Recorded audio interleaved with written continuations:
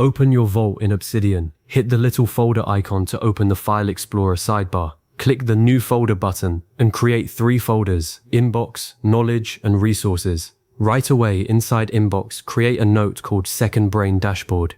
In the Knowledge folder, create Knowledge Hub, and in Resources, create Resource Library. Those 3 folders and those 3 notes are the entire skeleton of your second brain. You just built it. Everything else from here is habit and refinement. Now let's make this system actually work for you day to day. I've been running this exact setup for 2 years, through Obsidian updates, across multiple computers, and it's never buckled. The inbox is your capture zone. The moment an idea hits, a meeting ends, you read something worth saving, you create a new note right there. I bound the hotkey Ctrl+Shift+N to always make a new note in the inbox folder, no thinking required.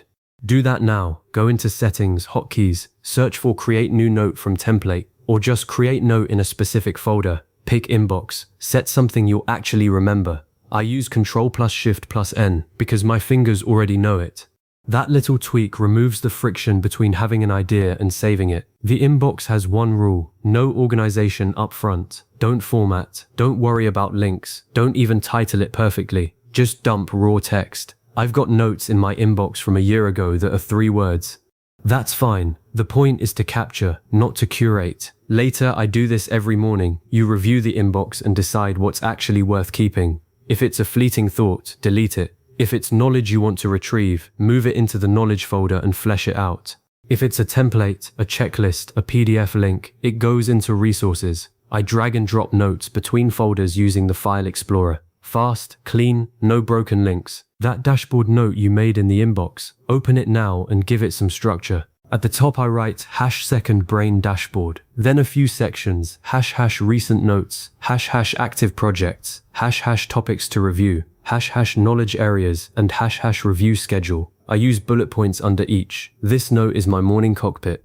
I embed links to the 3 or 4 notes I touched yesterday, so they're 1 click away. I check it every day to see what needs revisiting. Obsidian's internal links make this trivial. Type HERF and start typing a note name.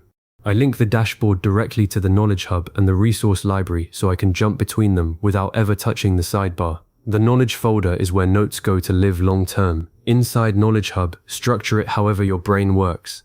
I use #main topics as a high-level index. Under that, I link notes like machine learning, product design, client X. Each of those is its own note filled with linked subnotes. The golden rule: 1 note, 1 idea. When I first started, I made the mistake of writing these sprawling 10-page monsters, and linking them became a nightmare because 10 ideas were tangled together. Now, every time I learn a new concept, I create a standalone note and link it back to the hub. That way, when you graph your vault, you actually see distinct nodes, not a hairball. Connecting notes is where Obsidian leaves every other note app in the dust. Open any 2 related notes, type brihai, and link them. I link research notes to projects, meeting notes to decisions, articles to their main topic. One habit I drill: every time I create a note, I link it to at least 1 other, and if I can't, that tells me it might not belong. As your vault grows, those links become the real value. You'll stumble on connections you forgot. I once found that a note about a book I read on negotiation linked to a project plan from 2 years prior, and suddenly I had a whole new approach to a client contract. That doesn't happen when notes are just files in folders. Resources are the supporting cast. The resource library note houses links to templates, document PDFs, style guides, run books. I keep a #template section with links to my daily note template, meeting note template, project charter template. Anything reusable lives here. Don't litter the knowledge folder with templates. They clutter search results. Obsidian search is powerful, but only if your vault is clean. Which brings me to properties and tags. They're the difference between a vault that works at 50 notes and one that still works at 5,000. I add properties to every knowledge note: category, status like seedling, evergreen, archived, topic, date created. In the notes front matter, just 3 dashes at the top, you list them. Hit Ctrl+, and Obsidian pops up a properties menu. Set it up once, and it becomes muscle memory. I use tags sparingly: #idea, #research, #project, #reference, #personal. That's it. 5 tags. You don't need 50. Combine properties and tags with folders and links, and you've got 4 independent axes of organization, which means you find anything in under 5 seconds. Now, the daily workflow that keeps this alive. Every morning, I open my dashboard. I create a new daily note. If you haven't enabled the Daily Notes core plugin, turn it on now. It's a game changer. I jot down today's captures straight into that daily note, which automatically lives in my inbox. During the day, I capture anything, a Slack thread, a quote, a task, with that same hotkey.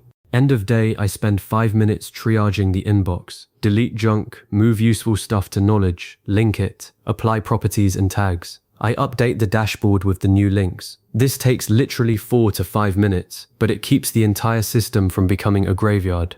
When I skip it, my inbox bloats and my future self curses me. One last thing, back up your vault. I use Obsidian Sync because it's end-to-end encrypted and just works, but you can use Git, Dropbox, whatever you prefer. I learned the hard way when a single corrupted file took out a morning's work. Don't be like me, set it up tonight.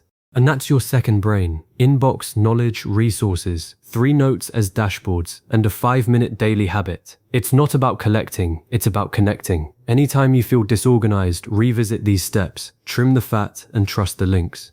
Now close this video and go create those 3 folders.